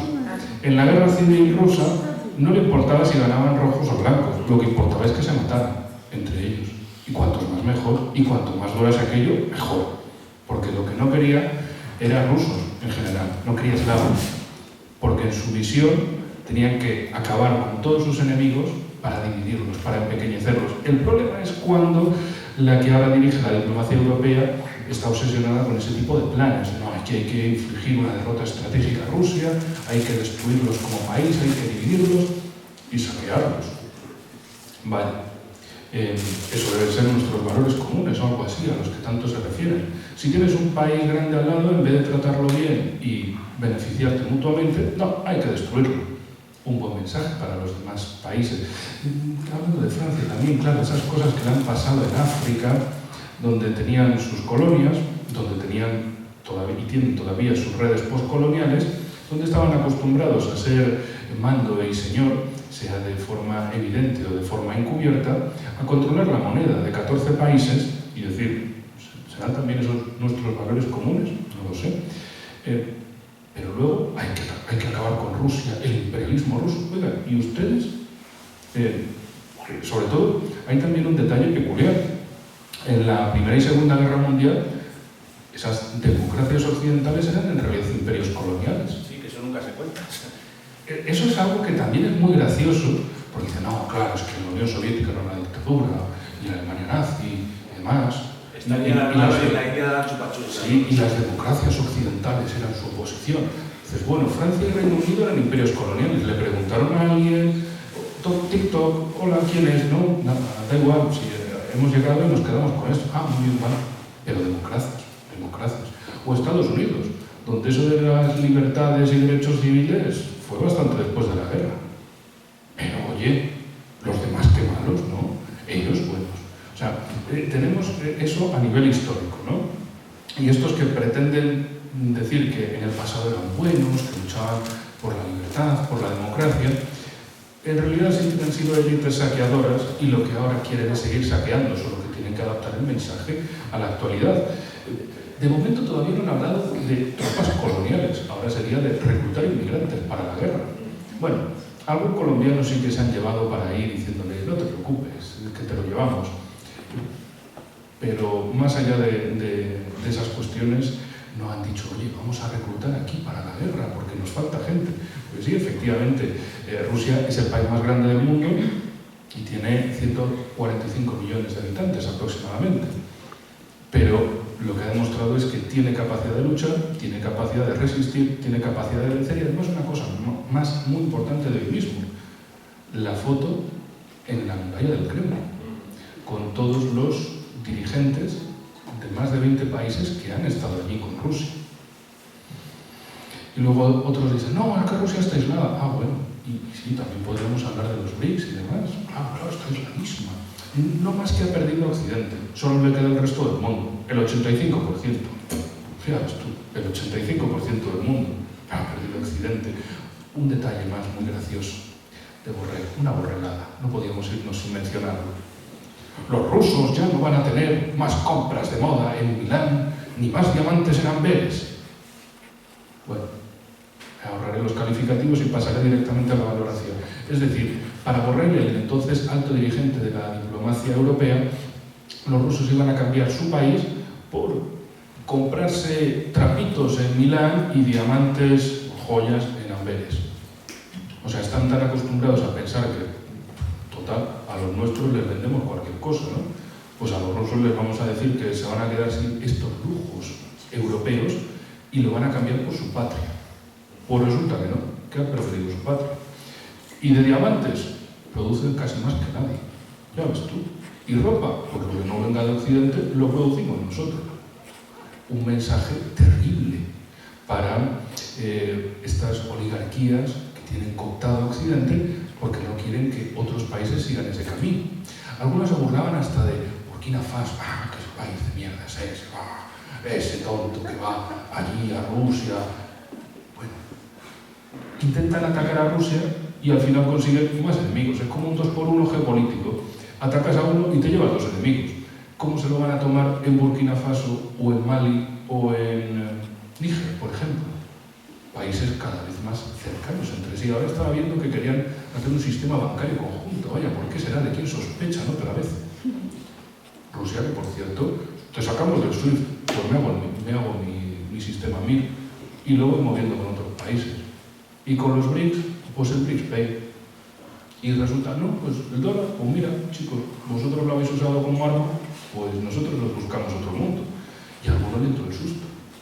Pues te vas a quedar sin los 300.000 millones de euros que te tenemos congelados en Europa. Vale, pues ya me haré más a base de trabajo, a base de cosas, de realidades materiales sobre el terreno. Para vosotros el robo.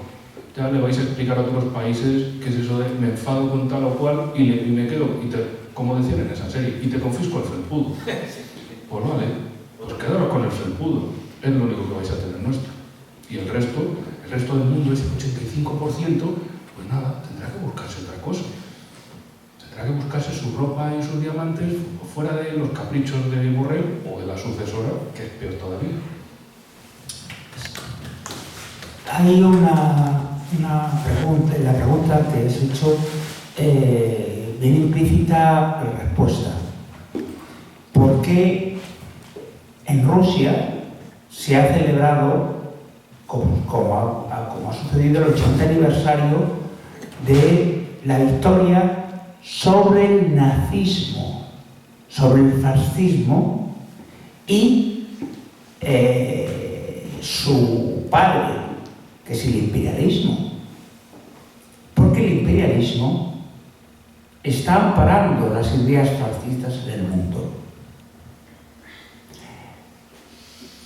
Mi compañera, que tiene una bastante relación con rusas aquí en España, a la nueva ministra europea la llama la señora Caca, por una sencilla razón, porque ella niega en su país, en Estonia, niega las atrocidades que hicieron los fascistas estonios sobre su población y los campos de concentración, como ha sucedido en Ucrania con el Donbass, que, bueno, se le ponen estatuas al colaborador hitleriano Stepan Bandera. Pero aún hoy día, el imperialismo durante los últimos 20 años ha destruido pueblos soberanos enteros. Os voy a hacer una pregunta. ¿Existe Libia? ¿Habéis visto si hay algunas relaciones con Libia? Libia, después de destruir el régimen social que había en Libia, era eso. El país se dividió entre los diferentes multinacionales y desapareció Libia. ¿Cómo quiere hacer el Jolani en Siria en estos momentos? Y cómo quieren hacer con Rusia. Con todo esto lo que quieren es a las cuestiones económicas, las materias primas de Rusia. Vale, yo voy a responder a esta pregunta vuestra como ruso, ¿no? Porque somos rusos y tenemos orgullo de ser rusos. Es otro orgullo que no como aquí en Europa. Y detrás de esto somos rusos. Rusia nunca no perdió, vale, Rusia y todo su pasado nunca no ha perdido ninguna guerra. Sí, perdía batallas, pero Rusia nunca no perdía ninguna guerra de toda su historia. Además, en estos tiempos, Rusia detrás del pueblo ruso que está unido, está orgulloso de ser ruso y tal, pero Rusia, detrás de esto está recursos que tiene su disponibilidad Rusia. Aparte, tiene apoyo de otros países, como comentaba compañeros, ¿no? Y otra cosa, Rusia todavía, y gracias al presidente porque él dijo, yo siempre estoy diciendo, aquí en españoles, en Occidente, debe ser agradecidos que el presidente de Rusia es un Putin, que es muy liberal. Porque si había otro presidente con armamento que tiene el poder Rusia, todo acababa pronto. Rusia está muy con Ucrania porque lleva tantos años este conflicto. Porque Rusia no quiere utilizar armamento como utilizaba otros países, destrozando todo, como ahora mismo está utilizando armamento Israel. Rusia, hay 3 países en el mundo que es imposible vencer en enfrentamiento directo. Rusia, China y Estados Unidos. Si estos 3 se enfrentan, por desgracia, como dijo nuestro presidente, nosotros vamos a estar, ¿cómo? nosotros vamos al paraíso. ¿Ya hablas ruso? Esto yo creo que corto y claro, ¿no? ¿Hay preguntas sobre este más? Vale.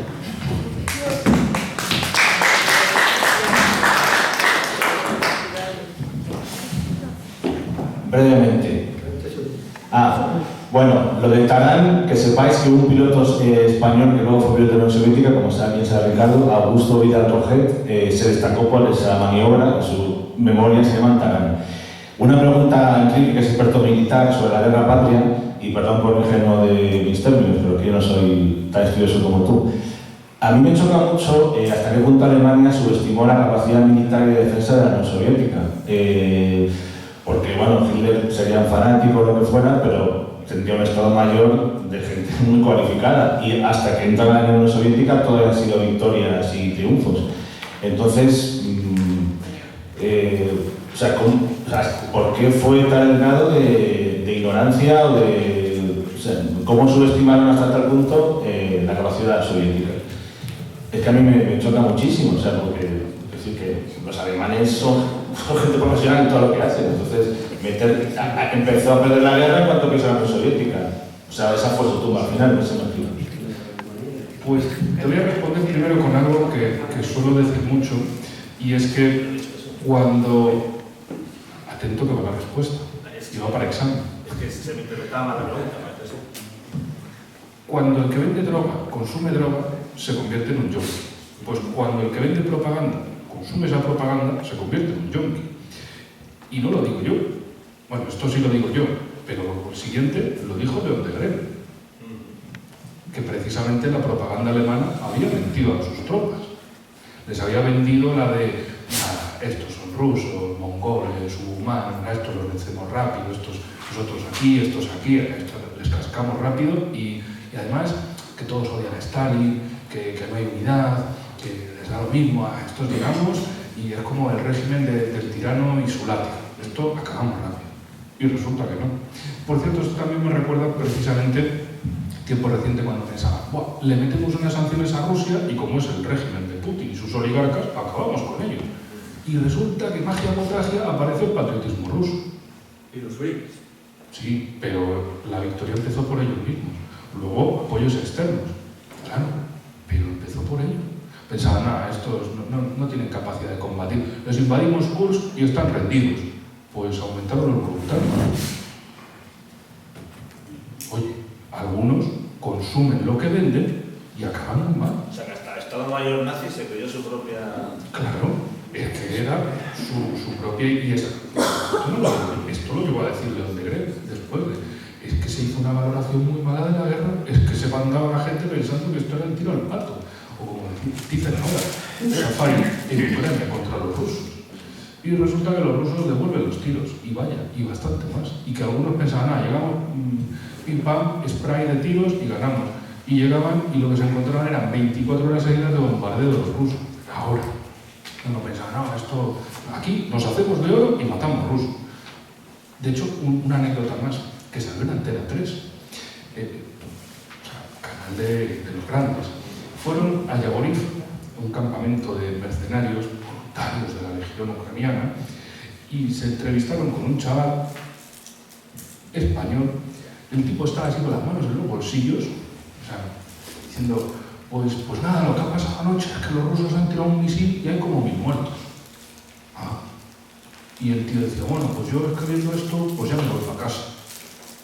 Digo, joder, normal que luego se tuvieran que inventar el fantasma de Kiev, el anciano con escopeta derribando un caza ruso y tantas otras cosas. O sea que ni de lejos el Estado Mayor alemán se pensó, con Francia dominada, Inglaterra a punto de caramelo, África para nosotros, con esto tenemos bastante, nos levantamos.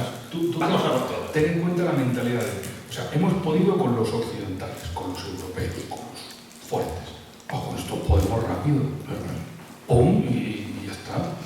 Y de repente, claro, cuando se encontraron, por ejemplo, con la batalla de Moscú, dijeron, hostia, es que no pasamos. De hecho, en Moscú, cerca del aeropuerto de Sheremetyevo, en Helsinki, hay un monumento que representa el punto máximo del avance alemán en Rusia, que pasa un montón de veces por allí. Entonces, para lo que es Rusia, no estaban tan lejos. pero la que se encontraron allí y la que tuvieron que retroceder después. De hecho, Moscú, Stalingrado, bueno, el asedio de Leningrado y Kursk, porque algunos todavía en ese intento de propaganda reprogramadora dicen, no, es que los rusos no estuvieron presentes en la batalla de Berlín. Porque claro, era el frente bielorruso, el frente ucraniano, no estaba en ninguno. Y dices, joder, macho. Pero estaba escrito en ruso, en Reichstag. No, pero que... No estaba en inglés, te cuentan la película. Está escrito en ruso, o sea, que si no ha llegado nadie, Nadie. han llegado los rusos, nada más. No, eran imaginaciones, ¿no? También, por cierto, una cosa más de un alemán, precisamente, un periodista alemán muy pro-ucraniano, que decía, el cobarde de Putin va a ir al evento del 9 de mayo por videoconferencia. ¿Así? ¿Así habéis visto el vídeo? O sea, así una y otra puñetera vez. Una cosa más, cuando lo del golpe de Prigozhin, decía, Putin está acojonado, está huyendo. ¿Hacia dónde? Hacia San Petersburgo, se va a ir de Rusia. Que se va a ir hacia dónde. Claro, luego leías la prensa rusa o hablabas con colegas rusos y la realidad no tiene nada que ver con eso, pero seguían con su visión de no, esto ya está caído, esto... Pero eso casi da más miedo en este caso. Pues, ¿Tú quieres responder esta pregunta? No, yo he estado, tú has visto que como en el año 41, como se detuvo a las fuerzas nazis cerca de Moscú. Yo he estado en el frente de Kalinin, en el museo de Kalinin, que hoy se llama Tver, cómo pararon mitad de la ciudad de Kalinin, estaban los alemanes y la mitad de la ciudad estaban los soviéticos. Y cómo poco a poco la clandestinidad y el ejército soviético fue haciendo retroceder a las tropas nazis. Y ahí lo ves, con planos, con casamatas, con todo tipo de esquemas. Y te vas a la ciudad de Tula y ves cómo una y otra división nazi iban cayendo continuamente y no pasaban por el sur. Y como tú dices, hay el monumento de Sheremetyevo, que fue es exactamente a 29,8 kilómetros de Moscú, se detuvo a los nazis.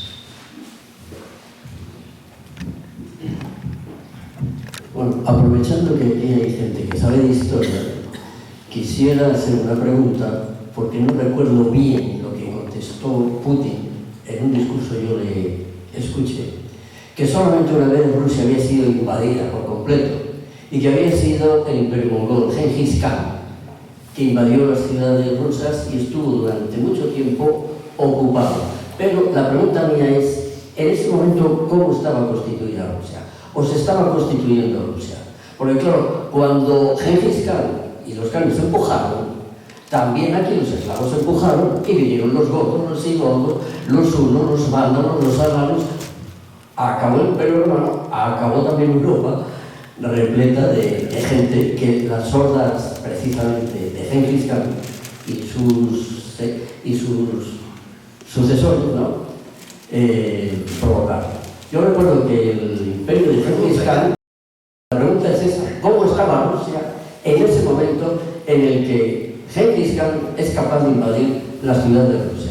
¿Estaba constituida o estaba en parte? ¿Cómo estaba? Eso no lo recuerdo, se lo diga a Putin. Bueno, en primer lugar hay que separar dos acontecimientos. Los godos y demás vienen con Atila y los hunos. Eso en el 400. Eso es mucho más anterior. Cuando llega la invasión mongola, tártaro-mongola le dicen en Rusia, lo que había era la Rus de Kiev, pero estaban las ciudades enfrentadas entre sí. Entonces, la única que quedó libre del asunto fue Novgorod, al norte. Y ellos fueron los que mantuvieron tanto la fe ortodoxa como la idea de tenemos que reconstituir la Rus. tanto Nóvgorod como Vladimir, una ciudad no muy lejos de Moscú. Fueron las que pervivieron en ello y las que persistieron y dijeron, bueno, la situación es la que es, nos han invadido, nos han ganado, pero hay que resistir. Y fueron resistiendo y al cabo de 2 siglos, o sea, esto es del 1200, pasamos al 1400, y ahí ya con Iván III es cuando dicen, se os acabó el tiempo por aquí. De hecho, también cabe remarcar la batalla de Kulikovo en 1389, que es la primera en la que los rusos, precisamente los de Moscú, dirigiendo el cotarro, son los que vencen a los tártaro-mongoles. Eso sí, los mongoles al año siguiente volvieron con un ejército y arrasaron Moscú. Ya ves tú, los rusos dijeron, pues ahora lo hacemos más grande. Que eso también es un mensaje que no entienden cuando algunos planifican en Occidente una guerra y dicen, ¡buah! A los rusos les reventamos la capital y se rinden. Verás que sí. Y ahí fue Napoleón. Y luego dijeron, sí, así, pues te la dejamos hecha cenizas. Disfruta del invierno, chaval. Y luego dijo, pues espera que me voy. Sí, espera, sale al campo abierto. Ya verás y jugaron el pilla-pilla. Y vaya. Y Napoleón fue muy listo, porque se metió a invadir Rusia, pero dijo, por si acaso, franceses pocos. Llévate europeos. Que si mueren, que mueran otros. Y se llevó hasta español. Bueno, polacos también se llevó mucho. Dijo, con eso de que hemos resucitado a Polonia, pues nos la llevamos al combate. Aquello acabó. Pero esto lo digo para recordar esa historia. También Alemania pensaba, bueno, nos llevamos aquí a Europa y que vayan luchando por nosotros. Pero estos sí que se llevaron bastante más ejército. En el caso de los franceses pensaron, llegamos a Moscú, les ganamos y precisamente si Gran Guerra Patria es la del siglo XX, la Guerra Patria es esa precisamente. Cuando los rusos dijeron así, vais a flipar. Y precisamente la cosa terminó en finales de marzo de 1814 con los rusos entrando en París. Luego cuando ves a Macron diciendo la coalición de los dispuestos, ¿te acuerdas de la última? El pequeño Napoleón, le dicen en la misma. Bueno, o Napoleón III, el que vamos a fastidiar a Austria. Y para ello vamos a crear 2 monstruos, Alemania e Italia, y van a acabar con nosotros. Bien. Francia es un país fantástico a lo que se refiere de política exterior. Cuando aparece uno de estos que se creen genios, la lían muy fuerte. Y en este caso, esa grandeza francesa de coalición de los dispuestos, vamos chicos, vamos. Pero invito a pasar, y yo pienso ahí, como Napoleón, ¿no? Que vayan más de otros, ¿no? Si mueren, que vayan surgiendo de otros. Por eso, precisamente, la Francia napoleónica aguantó 2 años, porque tenían reservas, claro, franceses de sobra, había un montón de otros.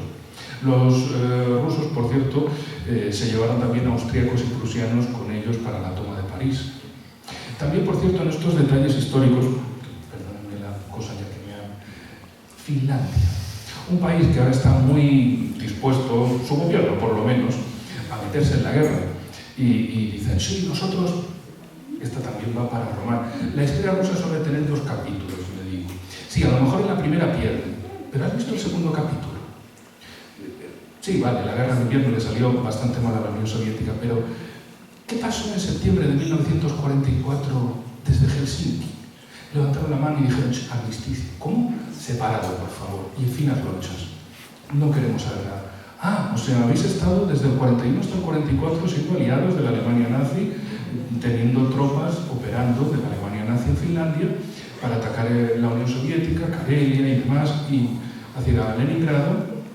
Pero ahora, después de la operación Bagration, llaman a los visionarios. Dijeron, esto ya no remonta ni la Wunderwaffe más Wunder ni más Waffen del mundo. Aquí nos bajamos. Y se bajaron de la guerra. Los primeros, unos visionarios. Por eso cuando algunos hablan, no, Finlandia, la Segunda Guerra Mundial, lo vieron de lejos y dijeron, perdemos. ¿La península de Kola la perdieron ahí? No la tomaron. Fueron a por Murmansk, fueron por Karelia, pero no. Pero la cosa es eso. Algunos que hablan tanto de ser dispuestos y dicen, vamos a echar un vistazo a la historia. A ver la última vez, por cierto, que también tuvieron una batalla contra las tropas alemanas en Finlandia. No los soviéticos, digo, los finlandeses. Pues les dijeron, ¿a dónde os vais? Y los alemanes, no tenemos barco. Pues por aquí para el norte, para arriba y giráis. Así hacia Suecia o Noruega. Y os busquéis la vida. Y no tardéis, que aquí hay un armisticio que cumplir. Y tardaron, que al final acabaron con la batalla de Rovaniemi. Cosas que pasan. uno quiere meterse en una guerra y acaban las cosas así. También, por ejemplo, con la cuestión japonesa de no, es que las Kuriles no las tenéis que devolver. ¿Ah, sí? ¿Qué pasó en la guerra? ¿Os acordáis? Por eso también Rusia y China dicen mucho lo de cuidado que nosotros también sufrimos a estos, en este lado. Pero bueno, también el susto que se llevaron los japoneses en 1939, ya termino, porque si no esto es...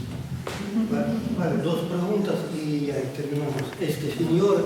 Enrique, ¿cómo se llamaba? Pero pregunto. Que no lo habrá dicho. Ahora, El espía del terror. ¿Cómo que no lo he El espía del terror, por si no queréis ver ahí no, programas casi diarios. comentarios o preguntas.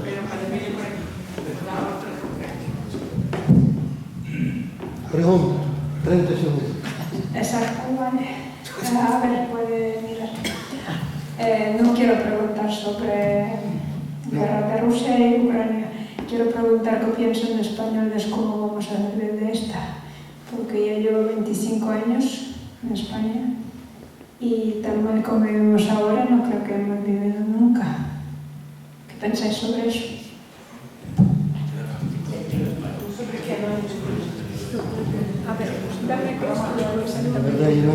Exactamente sobre estado económico, exactamente sobre jóvenes, exactamente estamos aquí 3 gatos de realmente sabemos lo que pasó en Rusia, lo que pasó en la Segunda Guerra Mundial y es la guerra de patria de Rusia, pero no sabemos qué va a pasar con nosotros. Eso es lo que me gustaría saber.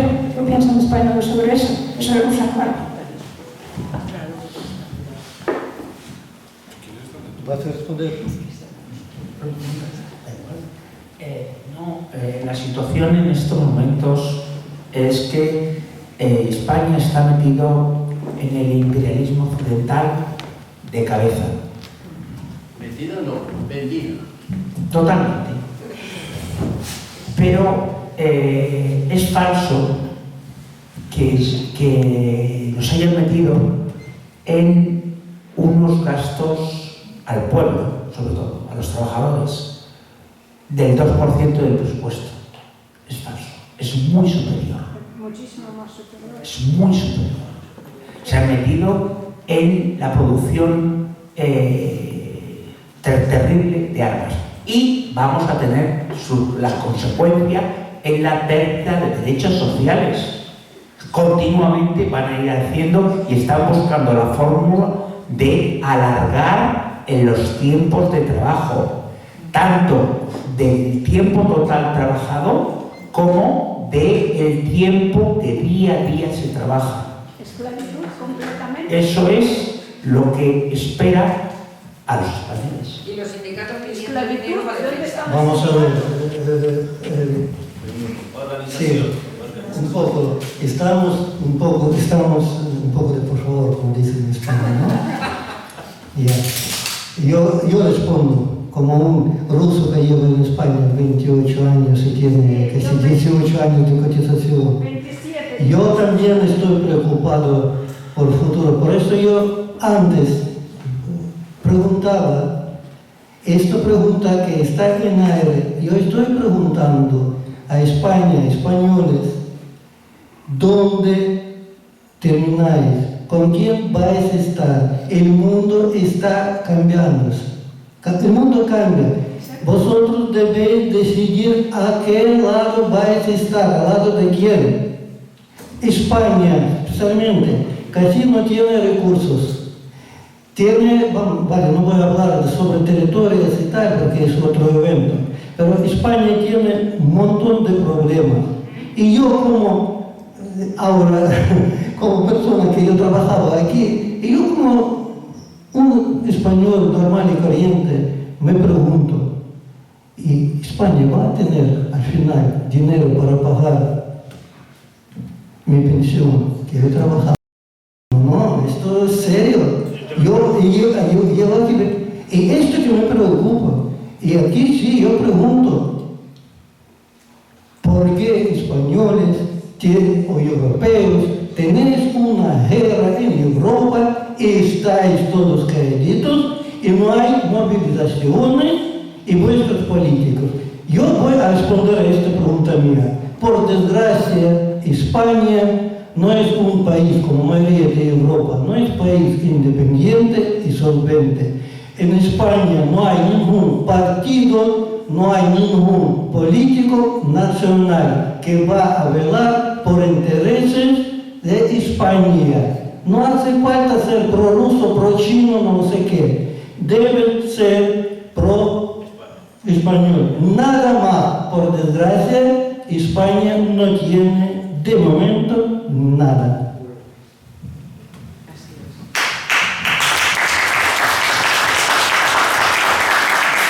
Vale. Muchísimas gracias por asistir en este evento. Muchísimas gracias a ponentes. Y feliz fiestas a todos. Esta de verdad es una fiesta grande para todos. Y esperamos a todos el día 11 de mayo en el regimiento en marcha, el regimiento de Mortal aquí en Madrid.